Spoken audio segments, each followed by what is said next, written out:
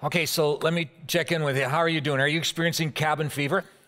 Do you know that actually has some etymology to it? There's a history to that word. There was a ship that left the British Isles coming over to New York, and partway through, a whole bunch of people developed typhoid. The ship wasn't set up to take care of them, so all of the passengers were forced to be in their cabins to stay there.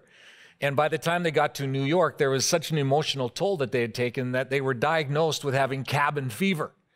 Well, we're in a kind of a situation like that too in one way with this quarantine, where we feel alone, we feel lonely, we're housebound, we can't get out, we need to be protected. And there's a psychological condition that's come to the fore that's actually got a name to it now. It's called quarantine fever, not cabin fever, quarantine fever. And it's marked by frustration and angst and uncertainty directed at the very people that we live with, people we love, people we care about. But we're increasingly intolerant of the people that we live with. It's a fascinating thing, tragic as well. It's a serious thing as well. I've seen it in different places in our community and around. Just this last week, I went to Fry's to shop for some essential groceries, you know, like things like salt and vinegar, potato chips, and black licorice ice cream, those kinds of critical kinds of things that every household should have ample supply of. So I got into Fry's and I grabbed my fully disinfected cart and headed for the chip aisle. Just in front of me is this woman who's also buying chips, and she, I think, might have quarantine fever. She seems to be infected with this. She's clearly anxious and uncertain and frustrated and intolerant. She needs to reach over to the chips that I want to get, and she turns to me and barks at me and says, "Move the cart." So I want to be the good guy. I move the cart, and she grabs what she wants and heads down out of the chip aisle. And I think, in a moment of weakness, this is entertaining. I think I'm going to follow her. And so for the next while, I follow her through the store. She heads over to the ice cream aisle and pulls out a gallon of ice cream as if that's the last gallon of ice cream that's there, and she's going to keep it for herself. Closes the door, almost like she rethinks the thing, opens the door again, pulls out another gallon of ice cream, looks around, puts it in her cart, and then she pulls out a third gallon as if to say, no one's going to stop me. I've got this, and nobody's going to bother me about buying the ice cream. She leaves there, goes over to the paper aisle. I follow her over there. And of course, you know it, there's no paper products. She is definitely upset about this. She's saying some things under her breath. I can't quite make out what it is, but she's clearly upset about this. From there, she heads over to the soup aisle, and wouldn't you know it, she gets to the soup aisle and she can't find the soup that she wants.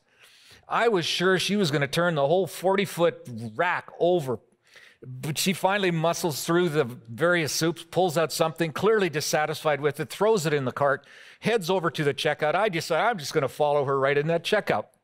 Get in line with her, and she starts taking things out of the cart, throws them on the conveyor belt like you throw wood on a fire, and the cashier is really pleasant, a wonderful lady, like under great stress, turns to this woman and greets her pleasantly, and this woman barks something at her, and I didn't even know what it was, but clearly not happy.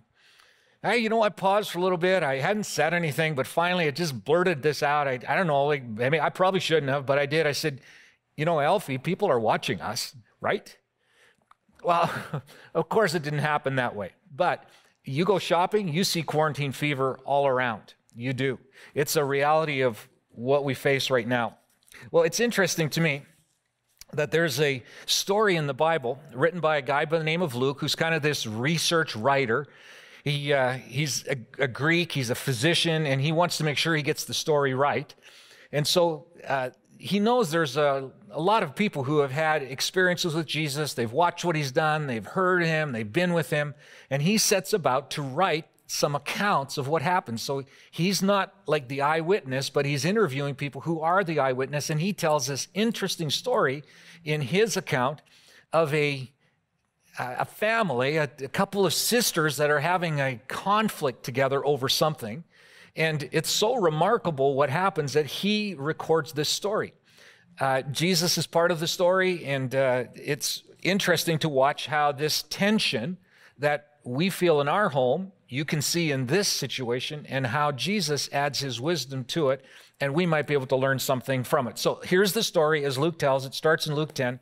It says this: as Jesus and his disciples continue on their way to Jerusalem, they came to a certain village where a woman named Martha welcomed them into her home. Here's a little bit of backstory. It appears from this story and a couple of other places that Martha owns a home, and it's in a little village, a couple of miles, maybe 2 miles south of Jerusalem.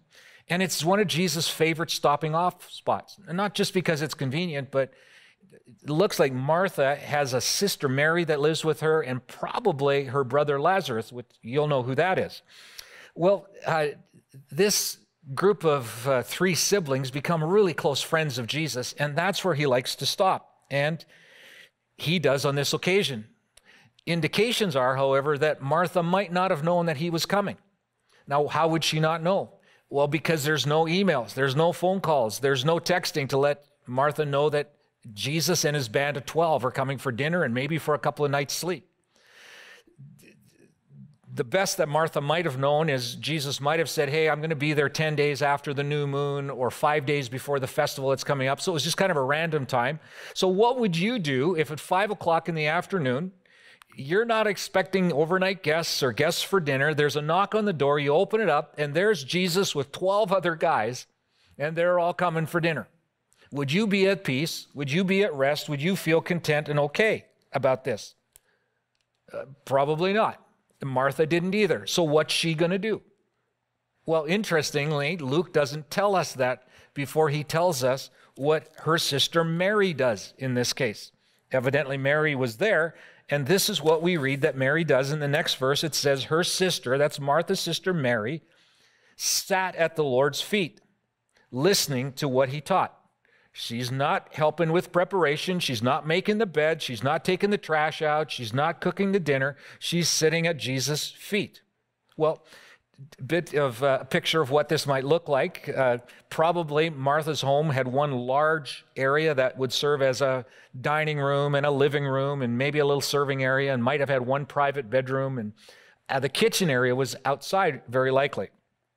And that's where Martha is preparing food while Mary is sitting at the feet of Jesus. That's what it says. Mary is sitting at the feet of Jesus. Well, that makes us think, well, there's 12 guys sitting on pillows around the outside of the room, and there's one single solitary person, one female in the room, and it's Mary.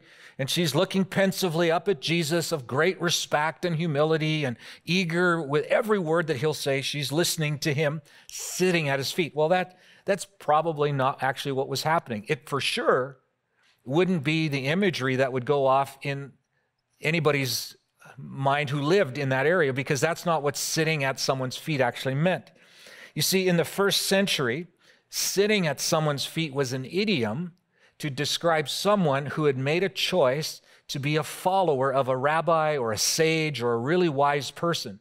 And the idea of sitting at their feet was you were a learner, you were a student, you were with that rabbi or with that sage, and you learned from them. But it wasn't just when there was religious training going on. It wasn't just when they were studying the Torah.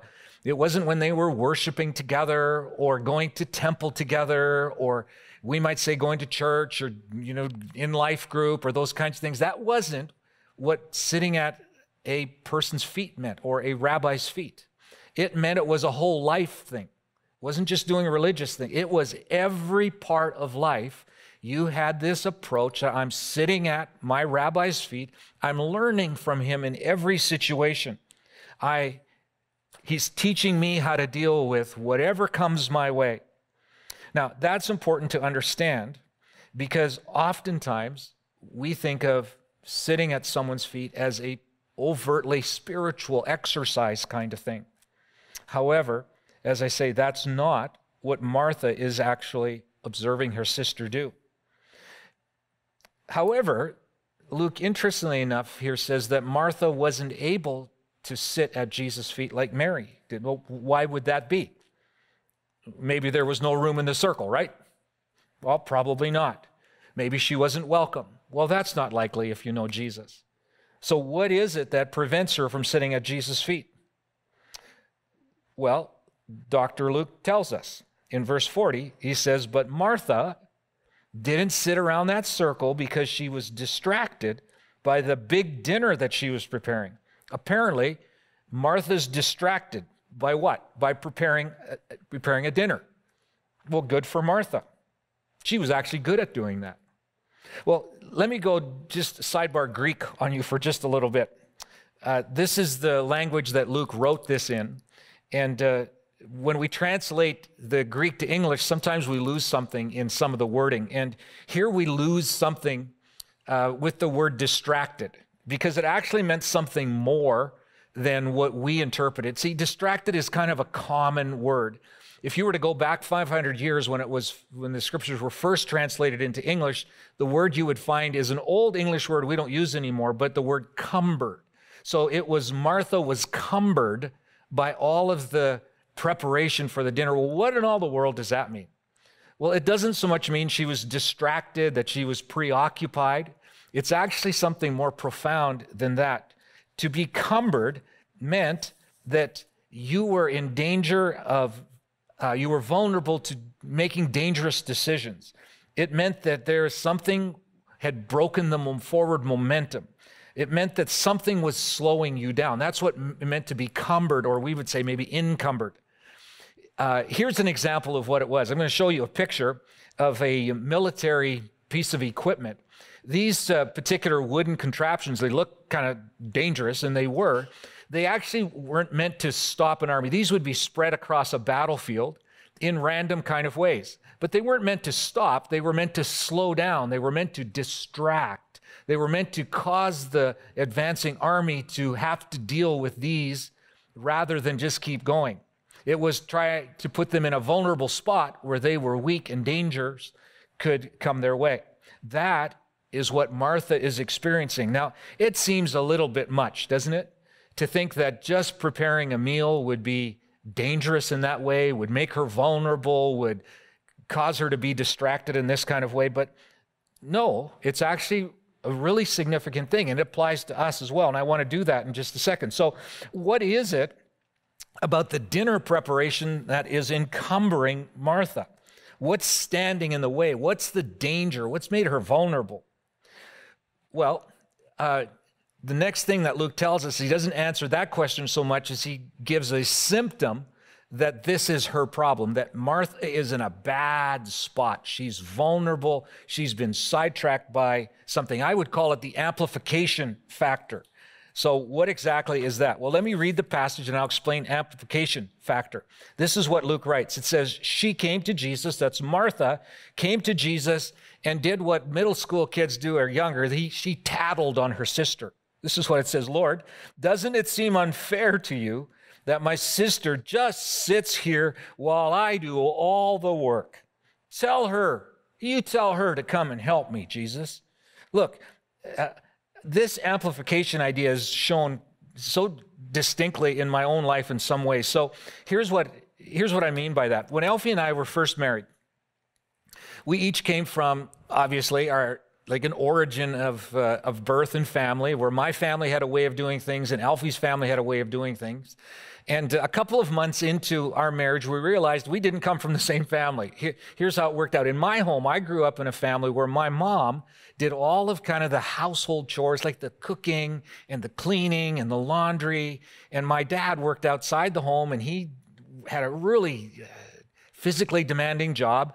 And the end of the day was typically like this. He would come home, grab the newspaper, sit in the lazy boy chair, and read the newspaper while my mom was preparing dinner. And when dinner was ready, my mom would call my dad. We would gather at the table, have dinner. After dinner, my dad would go back to his lazy boy chair with the newspaper. My mom would clean everything up. And of course, that's how normal families do it. Like, who wouldn't do it like that? Well, Elfie's family wouldn't do it like that. Their household routine at the end of the day was to prepare dinner together. Her mom and her dad prepared it together. And particularly on the cleanup side, her dad would prepare that. They would have a meal together. Now, if you can imagine two 19-year-old, self-centered, selfish, young adults getting together, forming a new family, they have now a collision happening between what's normal for me and what's normal for Alfie. And I knew this application idea was happening a couple of months in when I got home, grabbed the newspaper, sat in the lazy boy chair while Alfie prepared dinner. I was called for dinner, had dinner. after dinner, went back to my chair while Elfie cleaned up, and I noticed an amplification of noise. Pots and pans were just a little louder being put away. Cabinet doors were being slammed. And I could just tell there was something going on. So I did the really smart thing as a sensitive 19-year-old husband. I said, hey, can you keep the noise down? Which that didn't go over well. Elfie made it perfectly clear to me that the amplification that she was trying to express, there was something going on in her heart where she felt badly toward me, and rightfully so. I needed to learn something here. But what she was communicating without saying the words is there's something bad happening in my heart toward you. That's the amplification factor. And this is what Martha is experiencing. And this is what I think concerns Jesus. And he's bothered over this. Martha is using it to complain about Mary to Jesus, to communicate something that she thinks is wrong with Mary. But it's really something happening in Martha's own heart. And this is what Jesus is going to speak to. And sometimes in this kind of quarantine fever that we're experiencing, do you know that the things that other people do that irritate us, the things that we can no longer tolerate in them, it isn't really so much them. I mean, it's a factor, but it's something going on in our own souls, in our own hearts that we need to deal with and we need to think through. This is what Jesus lovingly and skillfully reveals to Martha when Martha says, send my sister to help. Verse 41 says, but the Lord said to her, oh, my dear Martha, you are worried and upset over all these details. Martha, you are cumbered right now. There's something happening that's restricting forward movement. You're putting yourself in a vulnerable place where danger lies ahead. You're being held back by something. And Martha, surprisingly enough, it isn't just the details of the dinner. Because the truth is, Martha, you're actually good at that. You do a great job of being a hostess, and you're skilled at it. It matters to you. You're passionate about it. So it's not that's the problem. The problem is the worry and the fear and the angst around it. Now, I don't want to put words in Jesus' mouth, but I wonder if he might have added this for Martha in what he said. Martha, my concern isn't that you're an amazing hostess, because you really are. My concern isn't about how the meal is prepared and presented, though I know that really matters to you. And if it matters to you, it actually matters to me, Martha. I want you to know that. God gave you these skills and these cares and this passion. Martha, I want you to know I love that you want to make everything just right for us. That's so honoring to us. And you don't have to lower your standard. That's not what I'm talking about. You don't have to stop preparing food or settle for ordering takeout or serving off of paper plates and plastic cutlery. That's not my concern. My concern is that you're filled with anxiety and worry, and I want you to be freed from that. I want you to continue to host and do those great things, but I want you to do it with an ease in your soul and a lightness in the way you do it and a joy in it, not with frustration. So again, I don't want to put words in Jesus' mouth that he wouldn't be saying to us, but I wonder if he spoke to you and me during this time of quarantine, and maybe you're feeling the quarantine fever that goes with COVID-19. I wonder if he wouldn't say, you know something, I really love the way you're taking care of each other. I think it's so amazing the way that you're serving one another and you're working through these things in kindness, and how you're trying to keep your distance out of respect for the people you love. And you know, I love that you're helping each other. That's really great. I know that your business and job and income have been decimated, but I just admire the creativity. And I think it's wonderful the determination you have to try to solve this for your family. I admire that. That's a really good thing to do that. I think it's really good how you're looking in my direction for help and encouragement more than you have for a long time. I think that's a really wonderful thing, and I'm for you. But here's the thing that troubles me. Even while you're doing all those really good things, I'm concerned that you're filled with fear and worry and angst. And the trouble that you're carrying is, it's there because you haven't found what Mary has found. What is it that Mary found that Martha didn't have and maybe we don't have? Well, this is what Luke says that Jesus said. Jesus evidently, in the second part of what he tells Martha, where she's so worried, he adds this to it in verse 42. He says, Martha, there is only one thing worth being concerned about, and Mary has discovered it, and it will not be taken away from her. Isn't the first question you want to ask, so what is the one thing? Like, what's the one thing that Mary found? Was it this, that to sit at Jesus' feet rather than working hard at preparing a meal, that's the thing to do? That's the one thing. Could it be that what the one thing that Mary discovers is that she's been blessed with a personality that's reflective and thoughtful and pensive and meditative and self-examining? And unfortunately for Martha, she got the other end of that, where she's active and busy and achievement matters, and she's got that personality. And well, maybe the one thing is you need to have a reflective, meditative personality. Or maybe the one thing that Mary discovers is every once in a while when Jesus visits, sit down with him at his feet. Maybe that's the thing. No, none of those are. Here's the one thing that I believe that Luke is pointing to that Jesus had in mind. The one thing is that Mary had made a decision to increasingly live in the moment that she had with an internal posture of, in that moment, sitting at the feet of Jesus. I'll bet she sat at the feet of Jesus when Jesus wasn't there, because that was how she viewed life. You know, sometimes it does mean changing some activities, but more often than not, it means doing the very activities we're already doing, but with a sense of, I'm doing this with Jesus. We're doing it together. He's with me. I'm with him. I'm sitting at the feet of Jesus. You see, Martha wasn't doing bad things. She was doing good things.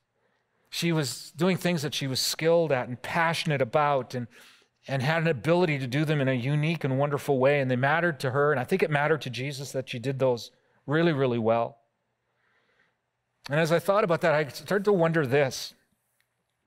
What if, when she was feeling bad toward Mary for what Mary was doing, rather than going to Jesus and saying, hey, Jesus, why don't you tell my sister to come here and help me with this? She rather had gone to Jesus and said, Jesus, would you be willing to come and help me with this? Would you come and help me prepare the meal? What do you think the King of the universe would have done?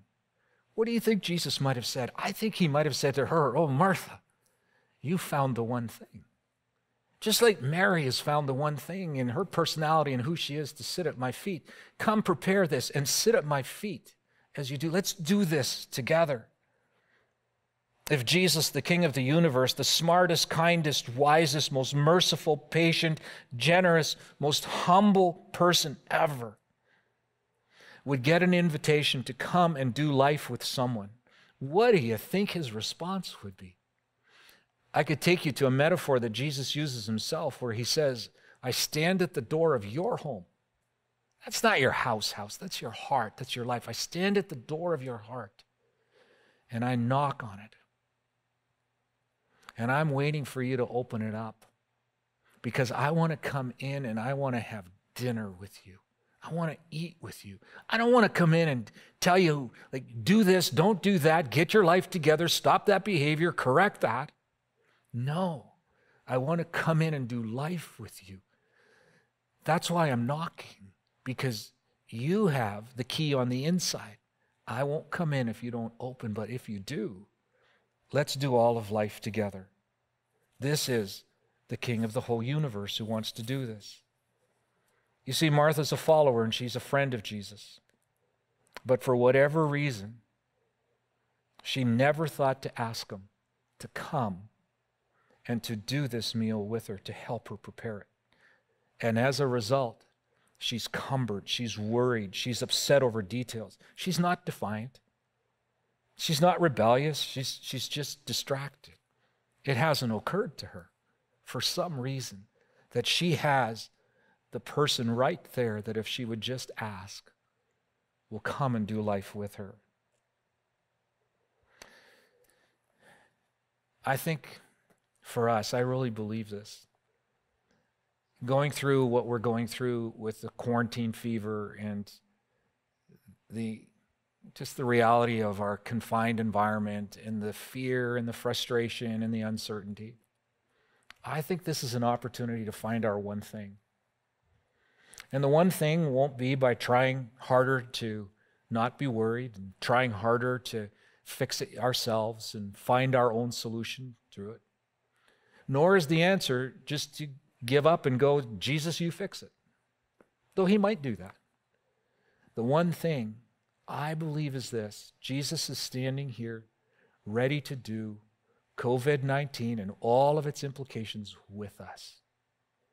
Where we come to him as people who sit at his feet and we do every part of this, as hard as it is, as challenging as it is, uncertain as it is, we're actually going through this with him. With him. So how would you do that? Well, here's a suggestion. It's pretty practical. Why don't you ask him? What do I mean by that? Well, it starts in the morning before you even get out of bed. If your alarm goes off or your eyes pop open, here's what you do. Pull back the covers, get out of bed, and get on your knees as a starting place. And do this simple thing. Invite Jesus to do the whole day with you. Whatever comes. Whatever disappointments are there, whatever victories are there, whatever interruptions are there. Jesus, I want to start my day by inviting you to do this day with me, all of it. All of it. And then while you're on your knees, why don't you think about some specific things that are creating some angst and some uncertainty, and ask him specifically for those things. Maybe it's a tough phone call you have to make with someone, and you're just not sure how to make that phone call. Maybe it's a financial decision or discussion even that you have to have as a couple, and it's a really tough time, and it's a hard discussion to have. Why don't you tell them that and go, I don't know how to do this, but I want to do it with you at your feet. Would you help me?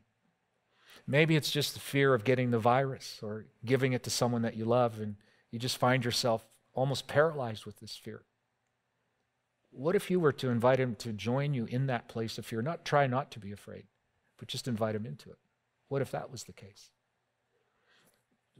What if the announcement this last week of Governor Ducey extending the stay-at-home order another 15 days just causes you to gag in fear because your business was already on the edge and you're right on the edge of being furloughed or let go, or you don't know how you're going to make the mortgage payment as a result, and you just have this avalanche of fear that comes your way. What if while you're on your knees, because you're starting your day that way, you simply included that and said, Jesus, here's the reality.